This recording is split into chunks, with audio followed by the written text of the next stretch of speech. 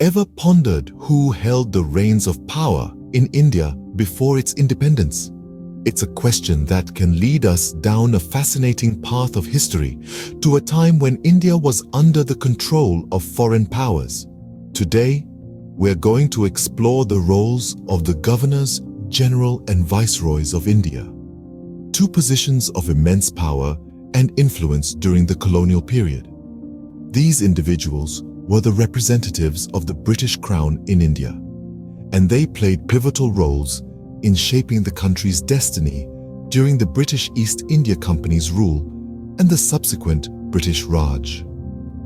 These eras, spanning nearly 2 centuries, were marked by significant political, social, and economic changes. The Governors-General and Viceroys were at the heart of these transformations, steering India through periods of peace, conflict, and everything in between. So let's dive into history and unravel the stories of these influential figures. The era of the Governors-General begins in the late 18th century. This was an era when the British Empire was at its zenith and India, known as the jewel in the crown, was under its control. The Governors-General were appointed by the British Crown to manage the affairs of British India. The role of the Governors-General was multifaceted. They were the administrative heads, responsible for the governance of all territories under the British East India Company. They formulated policies, maintained law and order, and managed diplomatic relations with the princely states. It was their task to ensure smooth functioning of the empire, a task that was as complex as it was immense. Among the list of Governors-General, some individuals left a more profound impact than others. Take Warren Hastings, for instance. He was the first Governor-General of Bengal, serving from 1774 to 1785. His tenure is known for modernizing traditional practices and introducing Western education. But it was also marred by charges of corruption and high-handedness, leading to his impeachment when he returned to England. Another notable figure is Lord William Bentinck. He was known for his progressive views.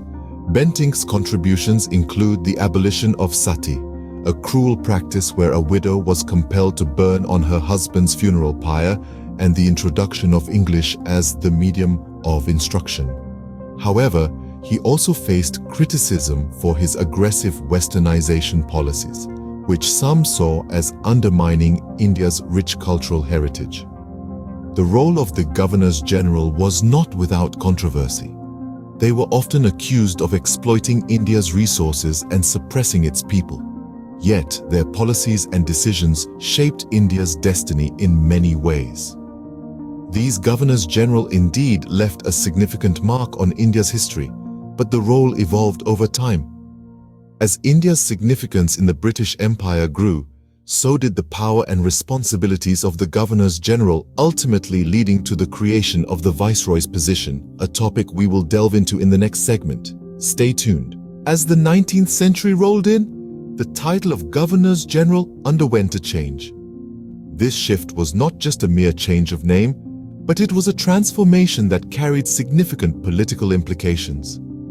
The British Empire, in its quest for absolute control over India, decided to restructure the administrative hierarchy. The role of the Governors-General was evolving. They were initially appointed by the East India Company, a commercial entity with its primary interest in trade. But as the company's political control expanded, so did the responsibilities of the Governors-General. However, the pivotal event came in the year 1858, following the Indian Rebellion of 1857. The British Crown took direct control of India from the East India Company, marking the beginning of the British Raj. Consequently, the title of Governors-General was replaced by the Viceroy, a term derived from the French word vice-roi, meaning in place of the king. So, what was the difference between the two roles? The Governors-General, while holding significant power, were still representatives of the East India Company. On the other hand, the Viceroys were the direct representatives of the British monarch in India. They were the embodiment of the Crown's authority, and their decisions had the backing of the British government. The Viceroy had a dual role. They were the administrative head of the Government of India and the representative of the British Crown. This gave them immense power and influence, far surpassing what the Governors-General had. The transition to Viceroys was a strategic move. The British Crown, learning from the rebellion, sought to tighten its grip on India, and the Viceroys were the perfect tool for this. They were the face of the British Crown in India, commanding respect and wielding power. Their decisions shaped the course of India's history for almost 90 years, until India gained its independence in 1947. With this change, the Viceroys became the Crown's direct representatives in India, and thus began a new chapter in the history of India under British rule. The title of Viceroy brought with it a new wave of power and responsibility. This position represented the British monarch in India and was a symbol of royal authority. The Viceroys of India wielded immense influence, often shaping the course of the nation's history through their policies, actions, and even controversies. One cannot discuss the Viceroys without mentioning Lord Curzon, who held the post from 1899 to 1905. Curzon's tenure is perhaps best remembered for his controversial decision to partition Bengal in 1905, a move aimed at weakening the region's nationalist movement. However, his legacy also includes significant contributions to India's historic preservation. He established the Archaeological Survey of India, leading to the conservation of numerous historical monuments, including the Taj Mahal. Fast forward to the 1920s, and we find Lord Irwin at the helm. During his tenure, he signed the Gandhi-Irwin Pact in 1931, agreeing to end the Salt March in exchange for the Indian National Congress's participation in the Round Table Conference. This move was a significant concession to the Indian nationalist movement, signifying a shift in British policy. But perhaps the Viceroy who had the most profound impact on India's destiny was Lord Mountbatten, the last Viceroy of British India. He oversaw the transfer of power from British hands to Indian leadership, a task fraught with tension, violence, and immense pressure. Mountbatten's decisions during this time, including the hastened timeline for independence and the partition of India and Pakistan, have been the subject of much debate and analysis. Lord Mountbatten also played a crucial role in persuading the princely states to accede to India or Pakistan. His diplomatic finesse and personal charisma were instrumental in navigating these delicate negotiations. However, the partition's violence and displacement of millions have left a controversial legacy. Just as each viceroy was unique, so too were their policies and approaches. Some were more conciliatory towards the Indian nationalist movement, while others were decidedly more authoritarian. Their decisions, both popular and controversial, shaped the course of India's history.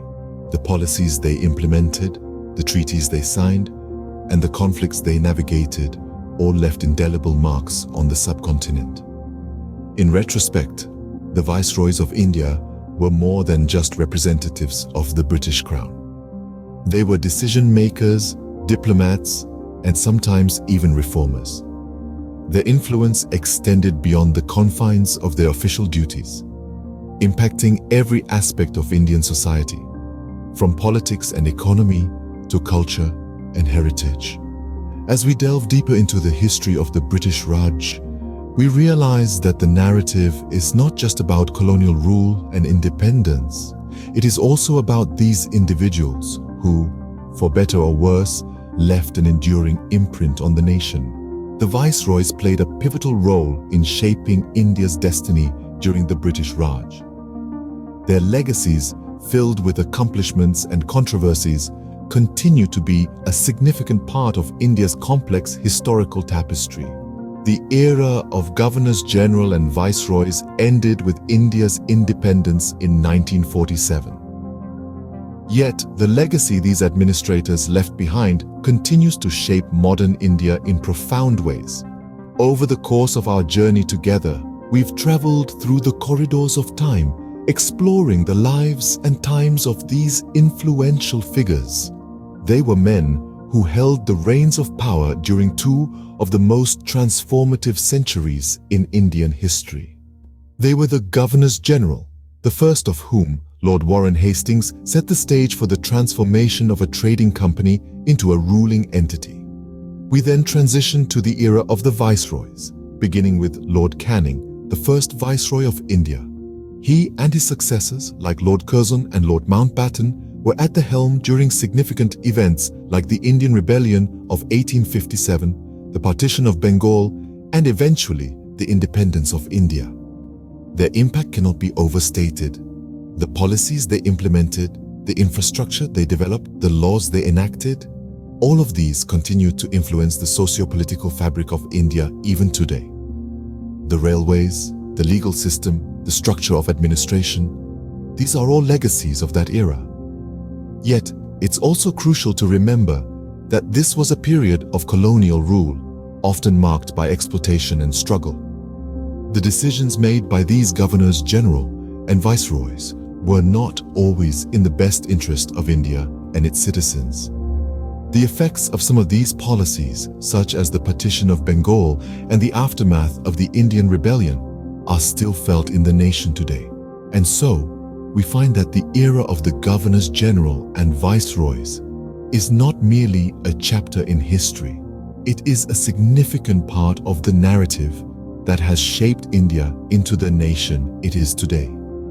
And with that, we conclude our journey into the past, exploring the Governors-General and Viceroys of India. They undeniably played a crucial role in the tapestry of India's rich history.